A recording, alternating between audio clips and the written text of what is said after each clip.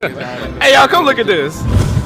Paanong hindi magkaka-high blood ang nanay? Napakatamad magpapawis.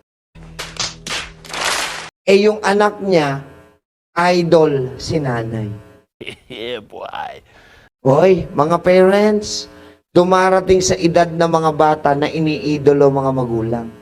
Kaya nga may kasabihan dati, mga commercial, ang ginagawa ng matanda sa mata ng bata ay nagiging tama.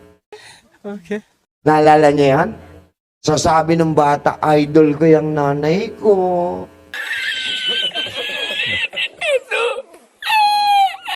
Hindi siya nagpapapawis. Ako din. Tinamad na rin yung bata. Masisita ba ng nanay? Paano mo sisitahin? Hindi ka nga... Ikaw yung hindi nagpapapawis. Tama ba? So, hindi rin nagpapawis. Dumating ang time, dala-dala niya yung jeans ng nanay niya. Tama?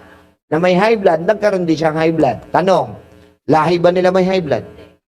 Lahi nila ang tamad. Nice.